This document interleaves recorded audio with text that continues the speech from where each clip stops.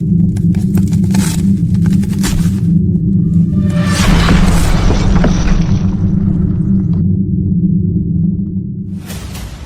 si on en parlait?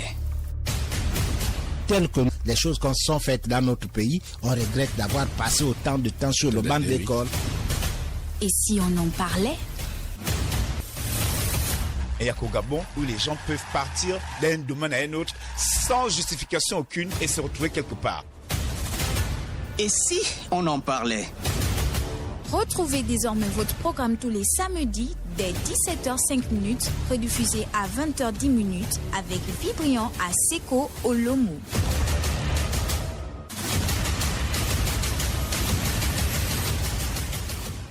Madame, Messieurs, bonsoir et bienvenue à votre émission « Et si on en parlait ?» Une émission assez spéciale où nous allons, avec l'invité du jour, débattre de certaines préoccupations de la diaspora gabonaise. Elle, c'est Dr Ayingomo, coordinatrice générale de la diaspora G10, comme la 10e province du Gabon. Et nous allons discuter d'un certain nombre de projets déjà mis sur pied par cette diaspora. Et avec elle, nous allons tenter de vous donner les réponses adéquates. C'est quoi la diaspora? Qu'est-ce qu'elle fait? À quoi sert-elle aujourd'hui? Et si on en parlait, c'est maintenant avec le docteur Ayingomo.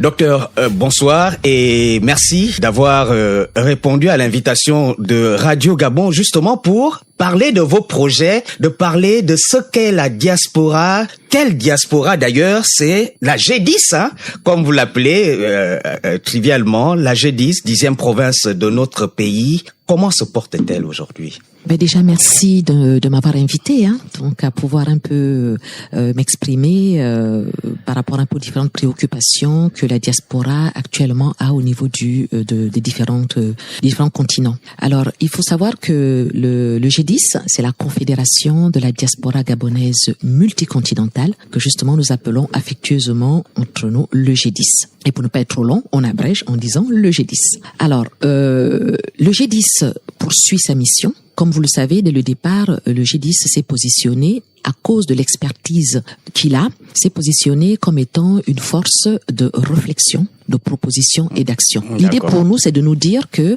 la majorité des Gabonais qui sont à l'étranger, une bonne partie, sont soit des Gabonais de la diaspora qui ont une expertise et qui sont basés, qui vivent dans les différents pays. C'est généralement des cadres haut placés qui ont une expertise souvent très élevée. Et comment faire pour pouvoir faire en sorte que cet ensemble de personnes basées sur tous les continents du monde, que ce soit en Europe, en Asie, en Afrique, aux Amériques, puissent participer au développement de notre pays. Vous savez, avant d'agir, tout passe par la réflexion, la vision. D'accord. Et ensuite, on fait des propositions et ensuite, on agit. La diaspora gabonaise, elle ne s'est pas constituée en très peu de temps. C'est quelque chose qui a évolué sur une vingtaine d'années. Et sur cette vingtaine d'années, les gens sont sortis du pays, sont allés travailler, en fait, aller d'abord faire des études, hein, parce qu'en général, quand les Gabonais sortent du pays, généralement, c'est pour faire des études. Et lorsqu'ils ont fini leurs études, pendant un certain temps, les gens rentraient. Pendant longtemps d'ailleurs, les gens rentraient parce que leur principal employeur, c'était l'État. Voilà. Donc, on était quasiment tous des fonctionnaires.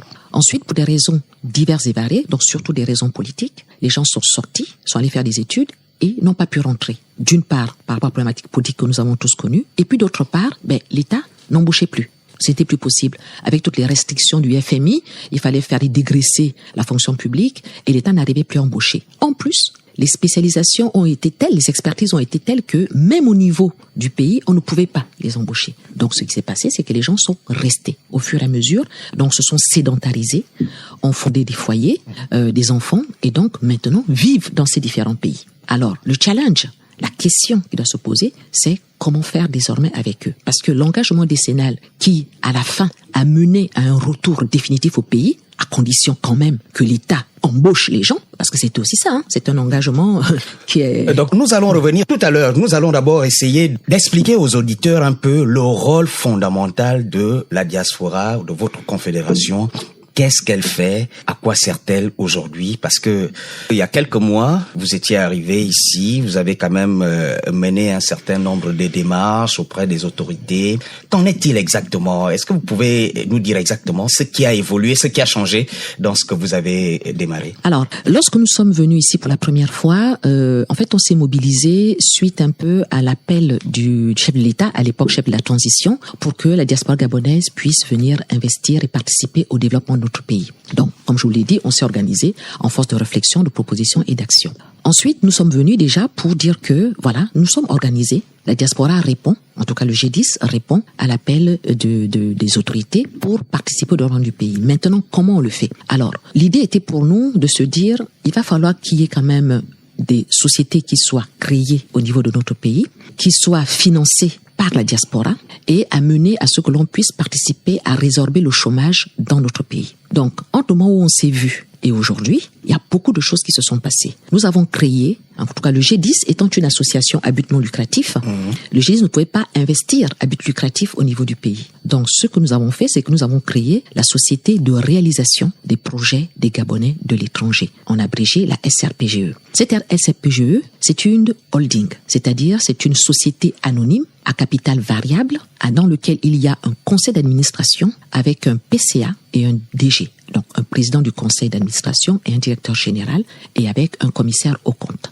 C'est une holding qui est entièrement, je dis bien entièrement détenue par des Gabonais, donc exclusivement par des Gabonais. Et nous avons financé les 2 projets actuellement en cours dans le pays, parce que c'est une société de droit gabonais, et les activités sont menées au Gabon. Donc il y a actuellement 2 sociétés qui ont été créées, le G10 BTP et le G10 Transport. Donc ces 2 sociétés sont en activité actuellement au niveau de notre pays. Donc, si vous voulez, nous sommes partis donc d'une idée et nous avons concrétisé l'idée. Et il n'y a pas que ça, parce qu'il y en a d'autres qui vont arriver, qui vont être mis en route progressivement. Mais malheureusement, comme vous le savez et comme on s'en doutait, il y a des difficultés. Des difficultés. Et ça, c'est quelque chose qui est très important. Quelles sont-elles, ces difficultés? Parce que nous sommes là aussi pour justement essayer de vous faciliter ce pont, cette communication-là entre vous et les plus hautes autorités. Parce que s'il y a des difficultés, les autorités doivent savoir quelles sont-elles, en fait, exactement. Alors, nous allons commencer par le G10 Transport. Lorsque le G10 Transport est né, c'était sur la demande du chef de l'État. C'est le chef de l'État nous avait invité, lors d'une rencontre avec lui, à investir dans le transport.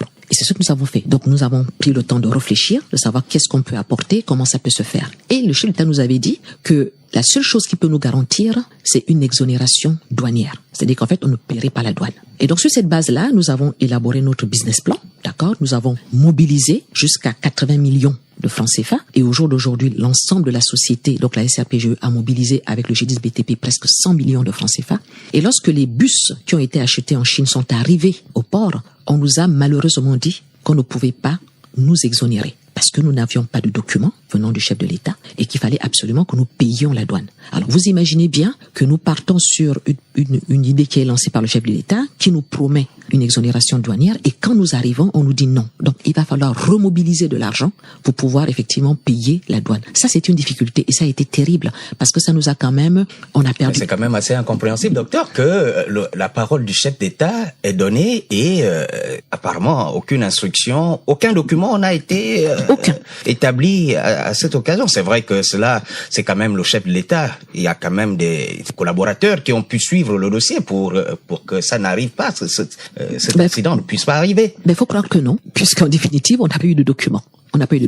Donc il y a des choses comme ça qui sont dites par le chef de l'État, mais qui malheureusement sur le terrain ne se concrétisent pas. Et ça, c'est un énorme problème pour la diaspora qui veut investir. Donc il faut que lorsque l'on dit quelque chose, d'accord, les services suivent, d'accord, pour que ça puisse honorer la parole du chef de l'État. Et ça donne de la sécurité aux personnes qui veulent investir, et à ce moment-là, ça se fait. Donc ça, c'était une difficulté énorme. Et vous n'avez pas eu de contact à nouveau avec lui pour exposer le problème sur cette Absolument pas. On n'a pas réussi à avoir un contact, on a essayé, on a demandé d'avoir un entretien pour expliquer justement la situation et donc voilà, nous étions vraiment totalement, comment je peux dire ça, heureusement que nous sommes une force et que nous sommes un collectif, mais j'ai envie de dire que normalement le chef de l'État devait nous recevoir pour qu'on lui explique la problématique et qu'il voit dans quelle mesure il peut régler ça. Parce que c'est lui, en fait, quelque part, qui nous a demandé d'aller dans cette direction. Sinon, on serait parti sur autre chose, puisque nous étions sur le village agricole.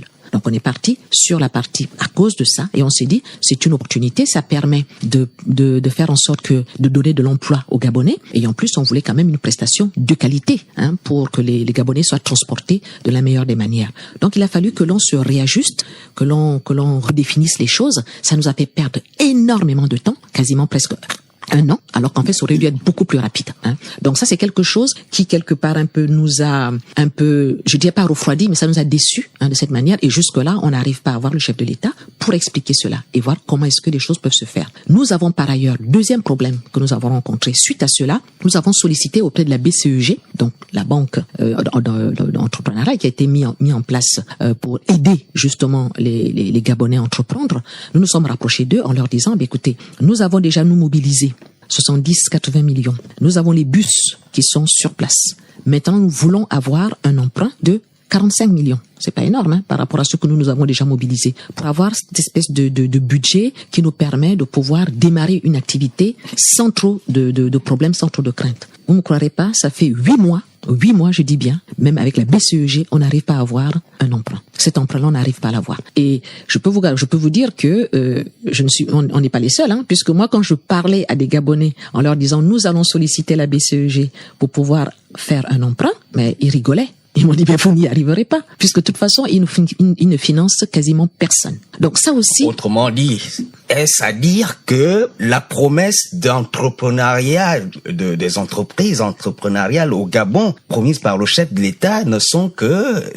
En fait, je sais pas où ce sont les collaborateurs qui ne suivent pas les instructions du chef de l'État. Parce que cette banque, elle a été mise en place justement pour ce genre d'entreprise.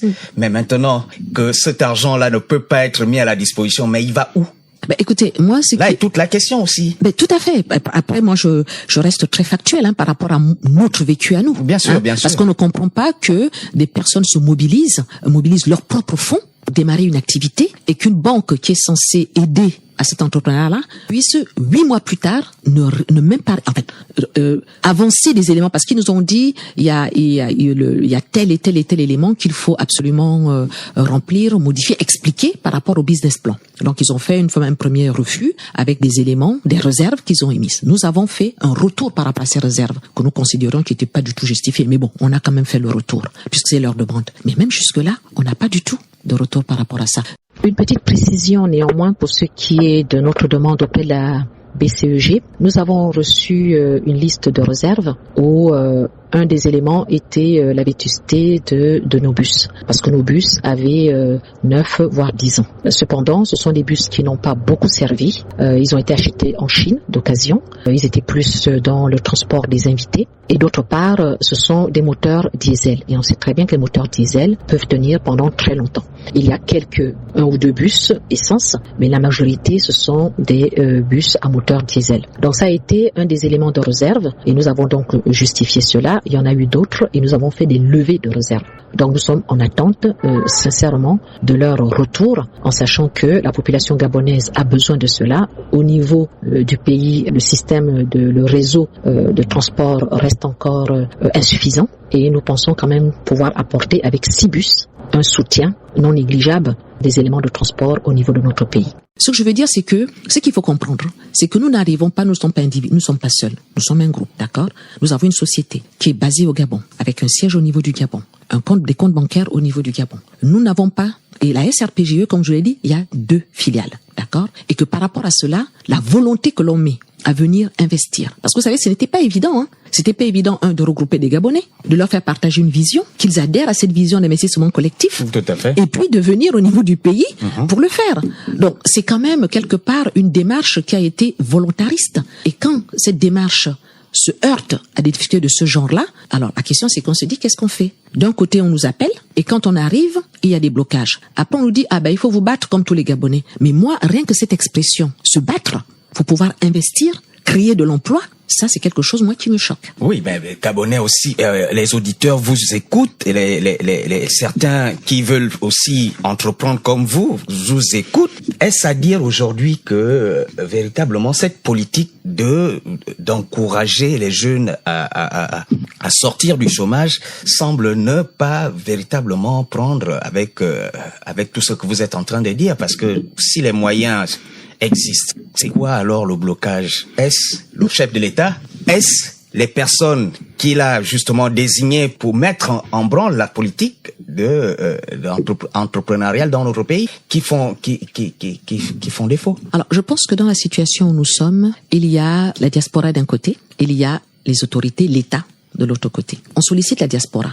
La diaspora répond. Mais simplement, il n'existe pas un cadre, d'accord, législatif qui fasse en sorte que la diaspora puisse réagir positivement, favorablement et surtout de manière massive. Vous savez, lorsque dans tous les pays, lorsque l'on veut que la diaspora intervienne, il faut mettre en place un cadre. Parce que la diaspora, d'une manière générale, ce sont des personnes qui vivent hors du pays. Et s'ils vivent hors du pays, ils ont déjà leur vie à côté. Donc si on les sollicite et qu'ils sont prêts à le faire, il faut que l'État mette aussi en place un cadre qui soit structuré, un cadre juridique ou fiscal qui soit incitatif, qui donne un statut à la diaspora pour qu'elle vienne investir justement. Nous ne sommes pas nombreux, c'est vrai. Au jour d'aujourd'hui, dans les derniers chiffres qu'on avait, c'était 70 000 Gabonais, mais moi je pense que nous sommes bien plus. Je pense que nous devons être presque 100 000 Gabonais en dehors du pays. Et donc si on veut mobiliser toute cette force qu'il y a, qu'elle soit intellectuelle, qu'elle soit financière, avec les expertises et tout le reste, il faut mettre en place un cadre. Et c'est ce que nous, au niveau du G10, on dit depuis longtemps.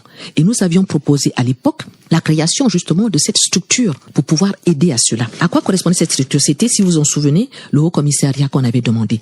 C'était justement cet organisme facilitateur qui, avec un cadre structuré, qui était un cadre qui permettait d'organiser et faciliter la contribution de la diaspora gabonaise au développement. Et où en est justement cette démarche de la mise en place du Haut Commissariat pour les Gabonais de l'étranger? Lorsque le chef de l'État est venu en France en 2024. Nous vous rappelons aussi que le chef de l'État y était il y a quelques jours en France. La diaspora, le G10 était... Nous sommes allés à la rencontre au niveau du chef de l'État.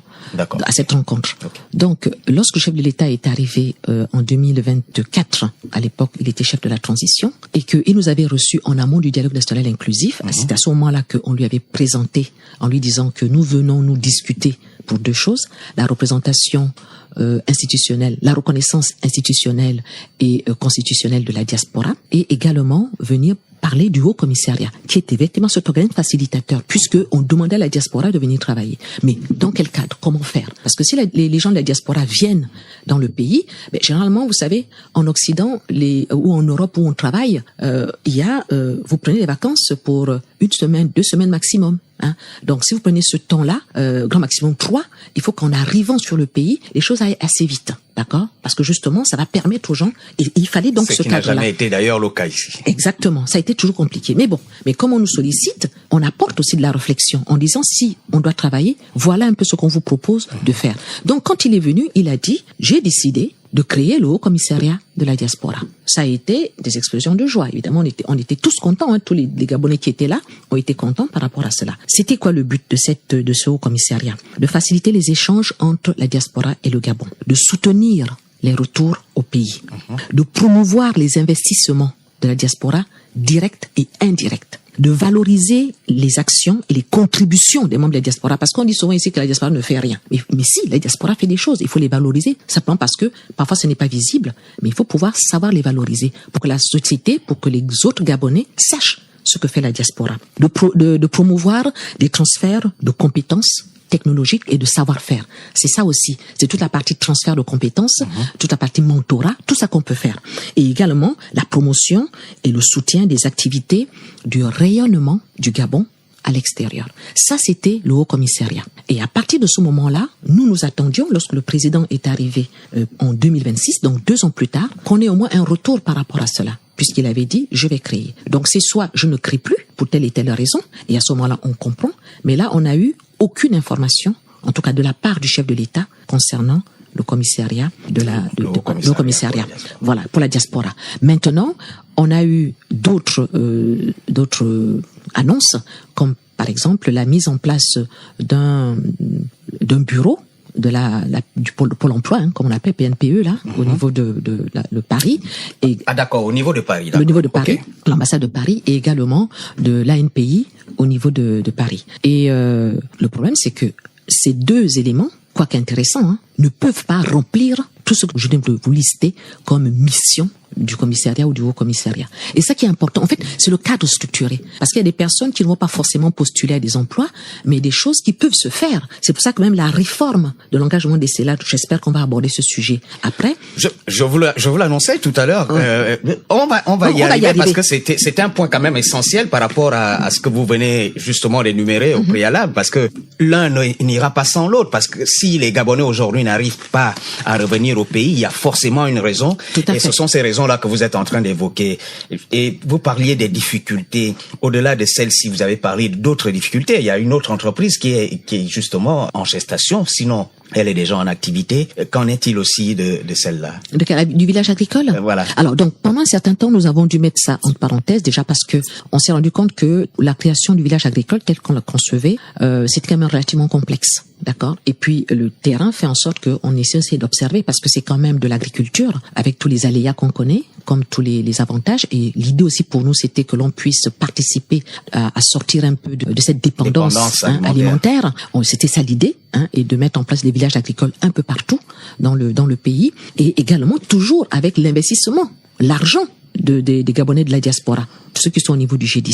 Donc, d'une certaine manière, on se dit, mais bon, d'un côté, on veut maintenir la diaspora dans ce côté où c'est une diaspora qui est revendicatrice, qui parle beaucoup, qui ne fait rien pour le pays. Et de l'autre côté, quand la diaspora répond en disant, nous, on veut bien venir aider nos compatriotes, parce que c'est surtout ça, parce que les emplois qui seront créés, ce seront des emplois pour les Gabonais. Les entreprises sont des entreprises gabonaises, donc quelque part, on enrichit, d'accord, toute la partie entrepreneuriale du pays, les PME, PMI, etc. Donc ça, c'est ça. Donc là, on nous dit, non, quelque part c'est un peu le retour qu'on a. Est-ce que vous avez l'impression que c'est en fait, il y a une main noire qui, à la limite, tente de vous décourager quant à l'aboutissement justement de certains projets comme celui du G10 Transport, quand on sait que c'est quand même un secteur qui est géré, il faut pas avoir peur de le dire, géré par la main étrangère. Mm-hmm. Tout à fait. Et c'est ça aussi qui a amené la demande un peu, pour que l'on puisse investir dans ce domaine. Après, pour moi, j'espère qu'il n'y a pas de main noire. Mais c'est vrai que on a quand même le sentiment, quelque part, comme si on veut nous décourager. Et c'est ça qui est dommage, parce que quelque part, nous avons les autorités qui donnent une vision. Il y a une frange de la diaspora qui veut partir dans cette vision. Pourquoi? Pas forcément pour satisfaire la vision du président, mais surtout parce qu'on se dit c'est un moyen d'aider les compatriotes, et que la diaspora a toujours voulu investir au niveau du pays, participer au développement du pays, simplement on lui avait pas donné les moyens de le faire. Maintenant que les moyens, la main est étendue, on attend que quelque part les choses soient mises en place pour qu'on puisse dire oui, venez, on a besoin de vous, venez, on va travailler, parce que le Gabon a besoin de tous ses enfants, que ce soit des personnes qui vivent au Gabon, que ce soit ceux qui vivent à l'étranger. Un pays ne vaut que par ses hommes. La qualité humaine, le capital humain qualifié est très important dans un pays. C'est maintenant comme ça. Sur un plan stratégique, c'est l'homme. Et ça a toujours été l'homme d'une certaine manière. Vous savez, quelqu'un disait, je crois que c'était une autorité française qui disait, eux ils ont le pétrole, nous on a les idées. Ça veut tout dire. C'est-à-dire que nous on peut avoir toutes les richesses du monde, mais si on n'a pas les hommes pour pouvoir faire en sorte que ces ressources financières qui sont importantes, ces ressources minières et le reste, toutes les richesses sont importantes, mais à elles toutes seules, elles vont pas pouvoir développer un pays. Ça va pas gérer toute la prospérité que nécessite un pays. C'est l'homme qui le fait. Donc c'est important que on tienne compte de la qualité des hommes et qu'on puisse s'appuyer sur cette qualité pour se dire on va développer le pays. Maintenant, si main noire il y a, ça veut dire que les gens n'ont pas encore compris que le développement d'un pays, ça va favoriser tout le monde. Tout le monde, que ce soit les personnes qui vivent aujourd'hui, que ce soit nos enfants, nos descendants, vont bénéficier de cela. Plus le pays va se développer, plus tout le monde va trouver son compte. Si les gens avaient réfléchi en disant, mais moi, qu'est-ce que je gagne maintenant? Parce que c'est un peu la phrase souvent qu'on entend. Ah oui, mais d'accord, vous venez nous présenter tout ça, on est bien d'accord. Oui, justement, les fameuses rétrocommissions, voilà, les 10%. Voilà, qu'est-ce que moi je gagne maintenant? Effectivement. Je veux dire que là, aujourd'hui, on est un peu en train de regarder vers l'Occident, voilà, les pays qui se développent, on aspire à cela et tout. Mais si eux, ils avaient réfléchi comme ça, en disant, qu'est-ce que je gagne moi? Mais les gens ne s'en seraient pas sortis. Ils ont tenu compte des idées, ils ont mis en place ce qu'il faut, ils ont tenu compte de la vision, et aujourd'hui, ils sont sortis de là, parce qu'ils se sont appuyés sur tout le monde peut pas faire la même chose. chose. Mais tout le monde peut participer à faire en sorte que le pays puisse avancer. Donc je crois que il faut qu'à un moment donné, chacun fasse son introspection pour savoir est-ce que je suis vraiment patriote? Est-ce que je pense vraiment à mon pays? Est-ce que je pense vraiment à mes enfants? Parce qu'aujourd'hui, c'est nous qui sommes là. Demain, on sera sous pied sous terre, mais on va laisser des enfants. Quel est le pays qu'on veut laisser? Donc nous, depuis la diaspora où nous pensons à cela. Et on s'est dit, mais comment faire pour pouvoir aider? Nous avons donc créé cette société. Ça n'a pas été facile, mais nous avons insisté parce que nous considérons que ce travail que nous voulons faire, c'est surtout pour nos compatriotes, c'est surtout pour notre pays. Donc, c'est vrai que au niveau un peu des personnes qui sont les autorités qui sont en place, quels que soient tous ceux qui ont été élevés en dignité, comme dit la parole de Dieu, et qui sont aujourd'hui à des postes clés, il faudrait vraiment qu'ils comprennent que quand on vient vers eux pour leur proposer quelque chose, il faut qu'ils aient plutôt la vision de ce que ça va apporter au pays et pas la vision de ce que ça leur apportera eux. Et c'est là où il y a tout le problème. Docteur, je peux pas m'empêcher parce que à travers Radio Gabon, plusieurs Gabonais que nous avons reçus d'ailleurs à cette émission, et si on en parlait, des jeunes chômeurs, de jeunes diplômés gabonais qui ont défilé dans ce studio pour justement faire état de ces récriminations sans cesse de cette banque qui a été créée pour l'entrepreneuriat, mais qui apparemment n'a pas la même vision que celle qui a été normalement projetée par le chef de l'État. Ils ont tellement du mal à avoir des financements, la banque a du mal à les accompagner. Les raisons sont celles que parfois vous avez énumérées dans votre propos ici, et que trop de tracasseries. Finalement, docteur, je sais pas que je voudrais avoir votre avis, mais quel est votre ressenti quand la politique du chef de l'État non seulement est s'arc-boutée par ce genre d'attitude? Je pense que le conseil moyen que je peux donner, c'est que il faut effectivement que le chef de l'État, qui a une vision, qui l'a partagée, puisse entendre les blocages qu'il y a et voir comment faire pour lever ces blocages. Parce que si les gens, malgré la vision qui est donnée, qui est une vision qui est belle, parce que c'est vraiment sortir le pays, c'est enfin notre essor vers la félicité, comme disait le CTRI, si le chef de l'État ne met pas de l'ordre dans cela, ça va décourager plus d'un. Et son projet, lui, de sortir la dépendance, de sortir le pays du sous-développement, en fait, de rentrer dans la partie vraiment développement du pays, ça n'aura pas lieu parce que simplement, il va y avoir certes des monuments qui sont construits, certes des routes, il n'y a aucun problème de ce côté, nous en avons besoin, mais en même temps, c'est les PME et PMI qui développent un pays. Et c'est de l'entrepreneuriat. Et comme l'État ne peut plus embaucher, ou va embaucher très peu, il faut qu'on développe cet esprit entrepreneurial. Et lorsqu'il y a des gens qui veulent entreprendre, si on considère qu'il y a un problème par rapport à leur dossier, qu'on essaie de les aider pour avancer, pour qu'ils puissent créer de l'emploi. Mais si ce n'est pas fait, si les blocages restent, ça va en décourager plus d'un. Et du coup, cette force, cette énergie qu'il y a au niveau de la diaspora, comme je l'ai dit, tant du point de vue de l'expertise que du point de vue financier, elle va s'éteindre. Voilà. Et ce serait dommage. Parce que, au départ, vraiment, les choses ce qui a été proposé a suscité beaucoup d'espoir. Et je crois il faut vraiment que le chef de l'État pas se ressaisisse. Je ne me permettrai pas de le dire comme ça. Mais au moins qu'il comprenne qu'il y a des blocages à certains endroits et que si il veut que les choses aillent dans la direction qu'il veut, il faut vraiment qu'il se saisisse de ces problèmes, qu'il les entende, surtout quand c'est dans le but de construire. Dans le but de construire le pays, il faut vraiment qu'il les entende et qu'il lui-même prenne des décisions pour faire en sorte que les choses avancent. À croire que les mauvaises habitudes ont la peau dure dans notre pays, et c'est vrai, 60 ans de léthargie, c'est quand même assez difficile à remonter. Toutefois, madame, messieurs, vous êtes sur Radio Gabon, la référence. Et si on en parlait, nous recevons Dr Ayingomo, de la coordination générale de la diaspora du G10. Docteur, nous allons toucher à un autre aspect que vous avez d'ailleurs évoqué, le fameux projet de réforme de valorisation de la mobilisation de la diaspora. C'est vrai, le président, à chaque déplacement à l'étranger, il faut rentrer, il faut faire ceci, il y a du boulot, il y a ceci, mais la fonction publique ne recrute plus. Les seules voies d'ouverture ou de développement de notre pays restent l'organisation, l'entrepreneuriat, les PME qui font justement une économie dans un pays. Mais apparemment, la sonnette semble ne pas véritablement retentir dans les oreilles de tout le monde.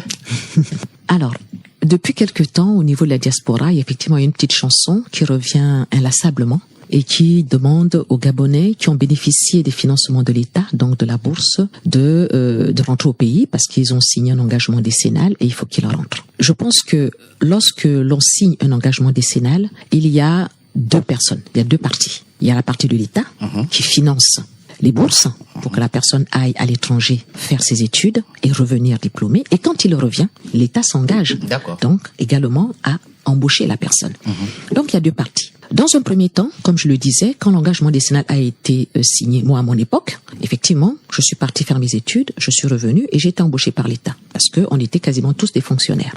Au jour d'aujourd'hui, ce n'est plus du tout la même chose. C'est-à-dire quoi? Ça veut dire que déjà, l'État n'embauche plus, on l'a dit. Et les gens sont sortis, se sont sédentarisés, ont eu des expertises de plus en plus pointues dans des domaines et donc on fait leur vie à l'étranger. À partir de ce moment-là, quand on dit à quelqu'un qui est déjà installé, qui a un poste, où il gagne bien sa vie, où il a des enfants, on lui dit faut laisser tout ça pour rentrer au pays alors que on peut pas l'embaucher ou encore le payer à la hauteur de ce qui est à l'extérieur, c'est très compliqué à comprendre. Humainement, c'est très compliqué. Donc, ce qu'il faut, et c'est ce que nous avons pensé, c'est de dire, certes, il y a un engagement décennal, l'État n'a pas fait non plus ce qu'il devait faire, c'est-à-dire donner aux gens la possibilité de rentrer et d'être embauchés, ça c'est très clair. Comment faire maintenant pour mobiliser tout ce beau monde-là, pour qu'au moins, même là où ils sont, ils puissent participer au développement de notre pays, de différentes manières. Donc, la première chose qu'il faut retenir, c'est que la diaspora gabonaise est une diaspora qualifiée. Et c'est un capital stratégique pour la nation. Le capital humain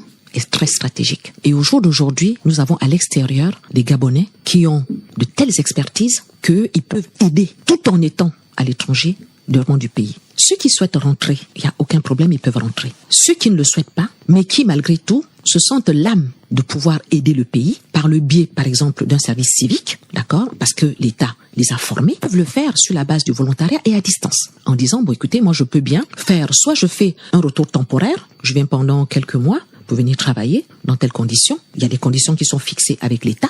À ce moment-là, il vient, il fait son travail et il repart. Soit on est dans la phase d'un transfert de compétences, et là ça peut se faire à distance, la formation continue. Beaucoup de choses se font maintenant par de manière virtuelle. On est à distance, on a des personnes en face et on les forme. Même en l'Occident où nous sommes, il y a des classes qui sont tenues par des professeurs qui sont à distance. Donc ça c'est possible à faire. Et la personne n'a pas besoin de venir dans le pays et continue son activité à l'étranger, mais par contre, au niveau du pays, il sert quand même son pays. Donc la formation continue, c'est possible. Le mentorat, c'est possible. Participer à l'innovation, dans la réflexion, tout ça, c'est possible. La recherche, oui, c'est possible. En fait, ce qu'on propose dans cette réforme, c'est de revoir l'engagement décennal. Comment les gens peuvent accomplir leur engagement décennal sans pour autant que ce soit systématiquement un retour au pays, pour la simple raison que l'État ne pourra pas absorber ces personnes. Il y a déjà un chômage, on l'a dit, qui est là, donc ça peut être complètement difficile. Encore que quand l'État peut même absorber, sauf qu'il y a des goulots d'étranglement, tels que la question des fameuses rétrocommissions de certains compatriotes qui exigent des rétrocommissions à ceux-là qui veulent véritablement mettre en place certains projets. Et ça aussi, c'est un véritable blocage. C'est sûr. Après, nous sommes dans la demande que nous faisons, c'est que l'État revoie sa manière. Non seulement pour ceux qui ont bénéficié par le passé, mais également pour les étudiants qui vont maintenant sortir, ou ceux qui sont en cours.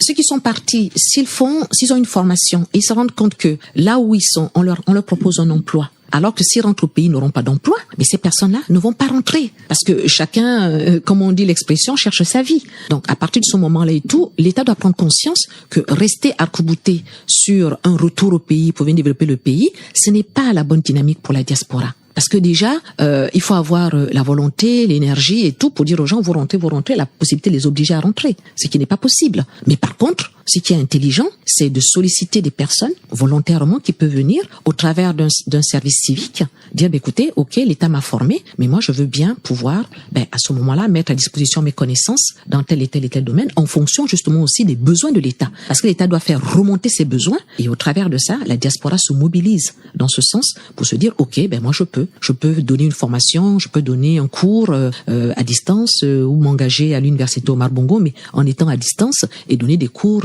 en fonction de la discipline qui sera la sienne. C'est tout ça, c'est ça.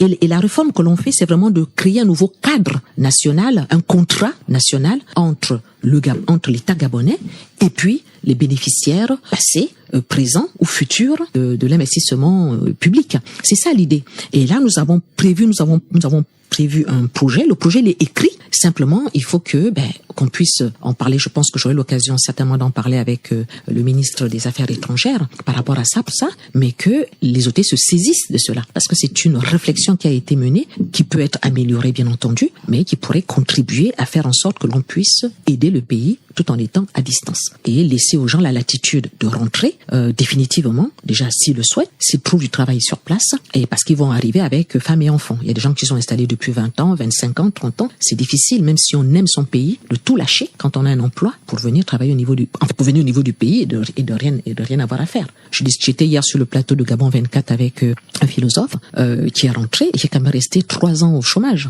avant d'être employé par l'université Omar Bongo. Donc tout ça, ça fait que ça donne pas très envie, surtout quand on a un travail que l'on a laissé, vous voyez. Donc je pense que la contribution que nous faisons au niveau de la diaspora, c'est celle-là. On nous demande quelque chose, on dit ok, voilà ce qu'on peut faire, comment on peut le faire.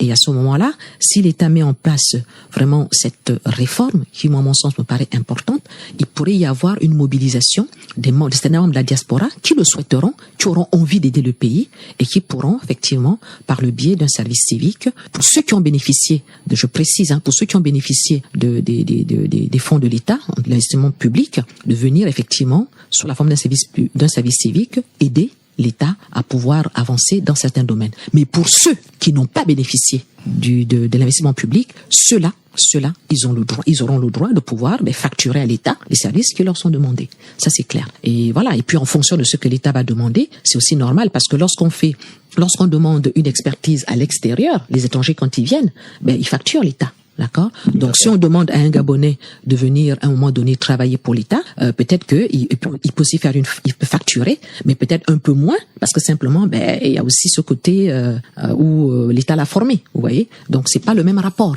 Et on travaille quand même pour son pays. Donc, c'est pas la même chose. C'est tout ça qui peut nécessiter de la réflexion. Voilà. Donc, pour ma part, je pense que au niveau du pays, si on veut avancer sur ce point-là, si on veut mobiliser la diaspora, il faut désormais changer de paradigme. Ne plus rester sur vous signez l'engagement décennal et vous rentrez obligatoirement pour travailler pour le pays. Parce que ça, ce n'est plus possible. La mondialisation, la recherche des talents, des experts, des expertises, fait en sorte que, on est dans la mondialisation, il y a un marché mondial, donc les gens sont formés, et à partir de là, ils vont au plus offrant, là où on leur propose de gagner leur vie. Maintenant, si l'État a besoin d'eux, parce que simplement l'État les a formés, à ce moment-là, il y a un autre mécanisme qu'on peut mettre en place, parce que l'État ne peut pas les absorber, l'État ne peut pas leur donner de l'emploi, mais il y a un mécanisme qu'on peut mettre en place pour qu'ils puissent servir l'État de manière différente. Alors, docteur, on va toucher un dernier aspect, et c'est la dernière préoccupation d'ailleurs. Au vu de tout ce que vous venez d'évoquer, docteur, alors, est-ce que vous sentez l'envie de continuer dans cette aventure, de ce projet, de ces projets que vous avez mis en place? Est-ce qu'il y a encore cette volonté? Que disent les autres? Que pensent les autres, vos collègues de la diaspora sur justement ces tracasseries que vous connaissez? Je pense que c'est normal. Au bout d'un moment, vous savez, les gens commencent à se poser des questions. C'est-à-dire que d'un côté, il y a de l'appel, et puis de l'autre côté, il n'y a rien qui est mis en place pour que cet appel puisse se concrétiser sur le terrain. Tout le monde sait que quand les gens sont sortis du pays, et cependant longtemps, si on les rappelle quand même, et qu'ils doivent évoluer dans un certain cadre, c'est pas un retour définitif, ce n'est plus possible. En tout cas, pas pour tout le monde. Dans un certain cadre, ils attendent qu'il y ait des choses qui soient mises en place, comme je le disais. Donc, effectivement, il peut y avoir de la déception qui commence à s'installer, du découragement qui commence à s'installer, et je le répète, c'est dommage. C'est dommage parce que après avoir suscité de l'espoir, voir cet espoir tomber, se dégonfler comme ça, c'est un peu dommage. Après, au niveau du G10, on verra combien de temps nous allons pouvoir aussi tenir par rapport à cela, parce que nous avons quand même décidé d'avoir cette aventure collective. Ouais, c'est quand même un investissement colossal, hein. Exactement. C'est quand même plus de 100 millions qui ont déjà été investis dans ce que vous avez décidé de faire. Mais comment aller jusqu'au bout? Alors que il y a tellement d'étranglement. Voilà. Il faut que l'État mette en place, ne fût-ce même qu'un statut pour les Gabonais de la diaspora qui veulent investir au niveau du pays, avec effectivement des facilitations. Ça, c'est une obligation. Ça va aider les gens. Ça va mener un appel d'air. Ça va attirer les gens. pour venir investir. Mais les gens ne viendront pas investir leur financement avec tous les blocages qu'ils rencontrent. Donc, à ce moment-là, ce n'est pas la peine de solliciter la diaspora. Si on veut que la diaspora vienne, la diaspora attendra de l'État quelque chose. Un peu comme quand l'État dit revenez après l'engagement décennal, les gens qui viennent s'attendent aussi à ce que l'État leur mette en place, puisse les embaucher ou alors leur permette d'avoir un travail. C'est la même chose. Si on nous dit venez investir, on répond ok, il n'y a pas de problème pour nous, c'est notre pays, nous voulons bien participer au développement du pays, mais en échange, il faut quand même mettre en place des choses. Parce que si on vient pour avoir toutes les galères qu'il y a au niveau d'ici et qu'on nous parle pas, comme je vous disais tout à l'heure, il faut se battre. Non. Quand on veut développer un pays, il faut se battre. C'est-à-dire qu'on voit la pertinence de la chose, la pertinence de la vision, de l'investissement, et puis on propulse, on pousse, on fait avancer les choses parce qu'on sait que devant, c'est le Gabon qui est gagnant. C'est ça qu'il faut voir. Donc si effectivement ces choses-là ne sont pas mises en place, oui, il y a de fortes chances qu'à un moment donné, la majorité se décourage. Et je le répète, ce serait vraiment dommage. Parce que nous, au niveau du G10, on peut dire que nous avons fait ce que nous pensions pouvoir faire. Nous avons informé, nous avons partagé notre vision, nous avons investi financièrement parce que nous avons quand même créé cette société, nous avons créé de l'emploi, nous sommes en train de nous dire nous devons avancer, nous avons d'autres projets, mais si effectivement il n'y a pas de répondant en face, s'il n'y a pas ce cadre structuré que l'on demande, s'il n'y a pas ces facilitations sur le plan même fiscal, d'accord, pour les investisseurs gabonais qui vivent à l'étranger, j'ai envie de dire que ça va être très compliqué. Et on va se couper quelque part d'une partie de la population qui a besoin de ça. Dans tous les autres pays, il y a des cadres qui sont mis en place. Alors, je fais une petite parenthèse. Allez-y. Parce que souvent, on nous dit, ah oui, mais la diaspora ouest-africaine, etc., elle, avant même qu'on ne mette des choses en place, faisait déjà quelque chose. La première chose qu'il faut se dire, c'est que déjà, en Afrique de l'Ouest, les pays, que ce soit les Sénégalais, les Maliens et tout le reste, ils sont très nombreux. Ce sont des millions de personnes. Au Gabon, on est à peine 2,5 millions. Très bien. Ce sont des gens qui ont l'habitude de l'entrepreneuriat. D'accord? Ils vendent des choses, ils achètent. Et puis, il y a une forme un peu de solidarité. Il y a un communautarisme qui est là. Et quand ils sortent de leur pays, généralement, c'est pour justement vendre. C'est pour faire du commerce. Tout ça, parce qu'ils ont cette culture entrepreneuriale. Quand les Gabonais, eux, ils sortent pour les études. C'est pour les études. Exactement. Donc, cette diaspora entrepreneuriale ouest-africaine, et quand elle agit au niveau du pays, au départ, quand ils agissaient selon leur région, dans leur village. Donc, on les envoyait, on leur payait leurs billets, ils sortaient, ils allaient à l'étranger et ils ramenaient de l'argent. En fait, ils se cotisaient pour pouvoir faire la réfection d'une école, construire un hôpital, etc., etc. Donc, ça permettait, en fait, à un village tout doucement de se transformer.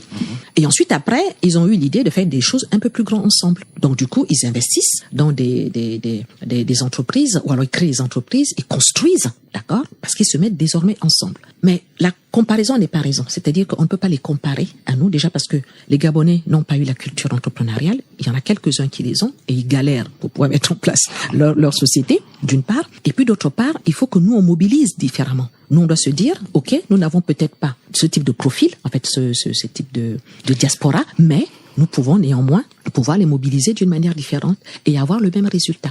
Parce que vu que nous n'est pas nombreux, les résultats peuvent être beaucoup plus visibles et plus rapidement. Vous voyez, parce qu'on va agir sur une frange de la population qui est beaucoup plus faible que en Afrique de l'Ouest où ils sont beaucoup plus nombreux. D'accord. Ouais, voilà. Donc, je crois et on va continuer nous à faire en sorte que au sein même au niveau du Gabon, toute la partie un peu formation, la partie, comme je vous disais, le capital humain qualifié est très important et agir plutôt là-dessus, plus ceux qui veulent bien entendu entreprendre. Mais là, comme je lui dis, il faut un cadre qui soit incitatif pour que les gens puissent venir.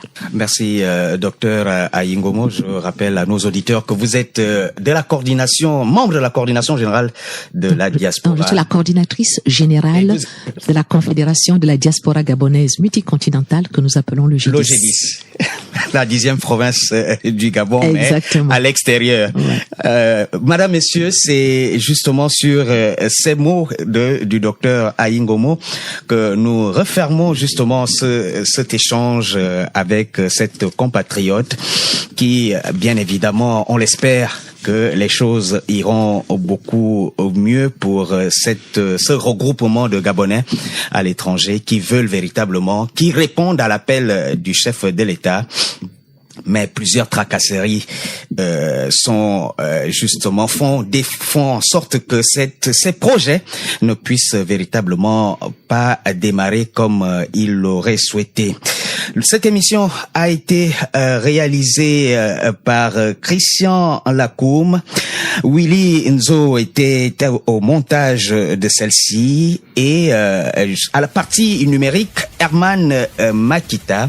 Je suis Vibrian Asoko Olomo. Merci d'avoir été avec nous. J'aurai plaisir à vous retrouver une autre fois pour une autre thématique. Et bien évidemment, et si on en parlait, se referme justement sur ces mots.